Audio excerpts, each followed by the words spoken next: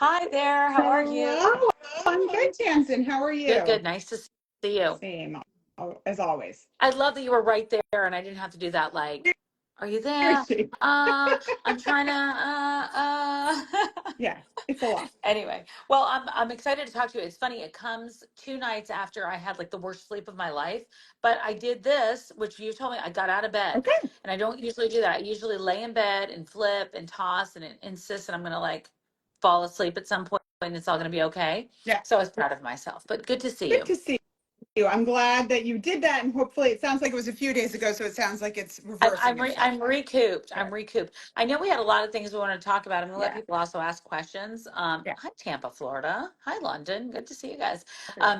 Um, but but I just wanted to talk to you because you've been doing a bunch of different interviews in this space, and I know that there's a lot going on Yeah, with regard to sleep issues, conversation around menopause, around mental health, and all of it, and it all kind of comes back down to sleep. yeah, yeah. I think I say this all the time is that sleep is like the bedrock that everything else is built upon. So Yeah, like if you're not sleeping well, guess what? yeah, You're going to be more susceptible towards mood issues. You're going to feel like perimenopause symptoms can be exacerbated if you're not sleeping. And then back and the other way right. too, perimenopause can exacerbate the sleep. So we really need to think and talk more about sleep and not just accept that poor sleep is the way that it has to go as we get older. Yeah, so, so true.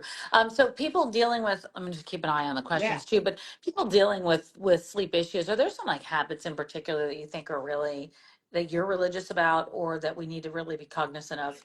Think it's such a fine line, Tamsin. Like sometimes people become almost, and I'm seeing this more and more, people are becoming almost too obsessive about sleep. Oh, And good. when you Okay. start, it's like one way or the other. It's like we don't pay Right. attention to our sleep Yeah. enough, or That's we very over funny. like a lot of people are That's now very like funny. having the perfect wind down. They're Yeah. all the glasses, everything. And I think almost worrying about it too much is backfiring, or we're trying to control it Right. too much. I think the Right. opposite is like one of the biggest things that I am a huge fan of, and I know it's not perfect for many people, is just trying to get up at around the same time every day. Yeah. I think for a lot of people, our bodies are meant to wake up at the same time, and that's what sets our whole body's rhythm. Yep. And we tend to sleep in a lot more on the weekends or compensate for a bad night if we don't have to. And that's actually what can worsen it for a lot of people. So that's the biggest thing. And then like the over controlling or not thinking about it enough. So then like things like alcohol and being inconsistent, those are all things that worsen it. Well, so yeah, let's talk about that because I think, I've tried to be, I'm Yeah. not one of those perfect people for sure. And I go to bed at like I got the Aura ring and I'm really trying to like, it tells me to wind down. It tells me when to start it. I'm just like, oh, I just want to make sure that I'm doing something right. Yeah. So that's been helpful to me, which I love. Good. Um, I do think that I still have, and I'm noticing some other things. If I have alcohol, it wakes me up. Yeah. And I thought that was, I didn't think it was made up, but I just didn't think it was like quite so clear. And I'm noticing some different things that I think are very interesting about sleep. So while I'm not perfect, it's just a few of those little habits I'm trying You know, to do. and I think the tech has its place. There's some people, like someone had on here, that they check their Fitbit the first Yeah, thing they yeah, do yeah. when they get up in the morning. If that's going to not make you change what you're doing about your sleep, then Yeah, maybe don't think about doing it. But yeah, like you said, you notice that the alcohol impacts it. So if it yep, makes you think differently about your sleep and maybe make some small changes here and yep. there, all for the better. Yeah. Let's talk about hormones because Yeah. somebody asked about the estrogen and that helping you sleep. I know we talk about progesterone and hormone therapy. Is it, the estrogen though also helps you with that? Is that Yeah, for correct? some people they do find that it can help. Other people they need the progesterone if they're able to take it. It really does vary upon the person. I think it really is not a one, as we've learned, it's not a one size fits all approach for everyone. And Yep. for some people it helps dramatically. Other people they still need to think about other sleep treatments because it's not enough. So it really does vary. Okay, let me go through some of these questions. Yeah. I want to make sure we get them. I can't turn somebody, Lulu says, I'm from Houston. 3 of the last 6 days, I did not sleep at all. I'm looking for a Oh, job. So stressed about it, I can't turn off my brain. Oof. I get the I can't turn off your yeah. brain thing. Yeah. What do you recommend for that? So I know we've talked about this before, but the first thing is meditation. That's hard right now Yeah, if you're not someone who meditates yeah, routinely. And I'm talking like three, no, 4 minutes just to yeah, help recognize when your brain's revved up to let it go. And meditation during the day. But something I love for things like a busy brain at night, especially with like this kind of situation, is to label it. Say, is this productive or is this Yeah. unproductive? So if you're good at, because anxiety is meant to light a fire under you, to Yeah. actually do something. Yeah. So if this is helping this person with job searching, preparing for the interview, then it's productive. Maybe work on doing it a little more during the day. But Okay. if it's unproductive and you can say to yourself, this is unproductive, you can let it go a little bit easier. And that's a good thing to practice more and more during the day so that at night's a little easier. Yeah, that's wonderful.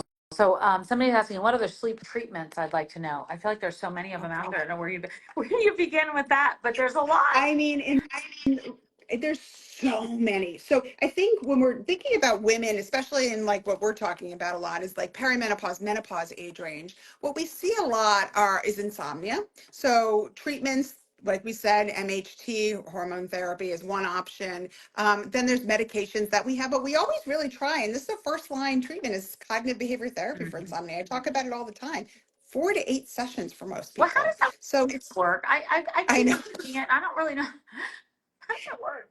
So Okay. it's like there are people who have like packages, and I tend like my book, The Women's Guide to Overcoming Insomnia, is like certain Yeah. sessions, but it really I tailor it to the person. It's about sleep hygiene is a piece of it, but not the whole thing. Because most people is like, I tried sleep hygiene, I tried limiting alcohol, and I still can't sleep. So you still want to limit that or work on that. But then it's what we talked about with the bed. So not staying in bed to force sleep to happen, not trying to over control sleep, passing the time so you're not getting anxious about it. So working on that aspect. Then for a lot of women, it's changing the sleep timing. So going to bed a little later or a lot later, waking up Yep. earlier, compressing the sleep so it's more efficient, and then working on getting more sleep. Then we work on the worries about sleep. Like if I don't sleep tonight, XYZ is going to happen tomorrow. Sometimes Oh. meditation, sometimes relaxation. So it's a bit of different kind of techniques and treatment Yep. topics that are Yep. put together. And depending on the person, sometimes it's really short, sometimes we need a little bit more. So we talk about insomnia. How do you define insomnia? Because I think every once in a while we're Yeah. like, we throw it out there. I don't know that I have insomnia, Yeah. but I do know that like sometimes I do dread getting into bed at night. Yeah. So insomnia in of itself, if it's poor sleep, so having trouble falling asleep, staying asleep, or awakening earlier than you want. So that's having a night of insomnia even. Yeah. But when it becomes a short term kind of more chronic insomnia is when it's short term, I should say, it's more than a month. So 3 or more nights a week for at least a month. And chronic is 3 months going on for at least 3 months, 3 nights a Oh, week. So it's been okay. going on for a while. That's real. That's Yeah. real. Yeah. Um, And most of the population, 50% has trouble sleeping from time to time. It's just not chronic. wow. So it's a very common thing to have a night here and there, but it's chronic when it's 3 or more nights a week for 3 months. Okay, Cleo says, Shelby, I used some of your book for my final year MA project. Very nice. Thanks, lovely. Um, I hope it was really helpful. It's so nice to hear. Lulu says, I spent the whole night putting in job applications, so it's productive, but I feel like a zombie the next day. I'll try Mm. meditation again. Yeah. And then Margot, I hope I'm saying your name right, says, waking up early, eating healthy, working out, and trying to get enough sun. I sleep like a baby. What do you think about where workout kind of falls into it all? Because I Yeah. definitely do feel better when I do that. Not because I've exhausted myself to such a degree, but Well, better. it's not yeah, it's not really like there's some people who work out just to make themselves try and get Tired. sleepy. Yes. Yeah, and that ends up backfiring a lot of times. So I think I always say that sleep at night's a battery that needs to be recharging. And if you're not using it during the day, it's not going to need to recharge as much at night. So movement, we're meant to move. We're Yep. meant to get exercise. So by using 20, 30 minutes of exercise, getting your heart rate up is very useful. And for some people, if it's trouble falling asleep, 4 to 6 hours before you normally go to bed, doing a little Right. bit can be very useful for some people. But anytime in the morning, something else can be really useful for people. Yeah. So Um, anytime of day, just not right before so bed. let's talk about what you do in particular, like where you're located, how people can find you if they're looking for help. Because anytime I was talking to Let's Talk Menopause folks this morning, I'm like, have you guys talked to Shelby Harris, Dr. Shelby Harris, about having her on one of your menopause talks? Because I know you did their podcast, and they're like, Yes. it's a great idea. So anyway, where you are and what you can do to help people and where they Yeah. can find you. So you can find me online here on Instagram. I do a lot of stuff here. I do the weekly Q&A on Wednesdays, but you can also go to my website. You can find me there. You can find my book, all this sort of stuff. And if you're not sure, if you want to see someone like myself who does more behavioral sleep medicine, specializes in insomnia, if you're not sure if you need a sleep study, email me, and I usually will be able to direct you in the right place if you're not sure where to go, if you need an MD evaluation instead of a PhD. I feel like when we start to turn seasons, right? I know we're in spring, but we're going to be hitting summer. Are there a couple of tips or different Yeah. behaviors that we should do going into this? Because I think that might be a smart thing to talk about. So there's the idea of not to have a room that's cooler and Yeah. comfortable. So in the 60s, people often say 67 degrees. That depends on where in the country you are and how humid it is in your house. So I like to in the range of the 60s. So Right. if it's hot in your house, obviously, if you have air conditioning, try to use that as best you can. If you don't have air conditioning, a fan is really useful. Yep. Keeping the windows open. Allergies are hard this year, especially. So you have to keep that in mind. If you have multi-levels in your house, if it's really bad, sleep on the lower level. That's very Oh, useful as well. smart.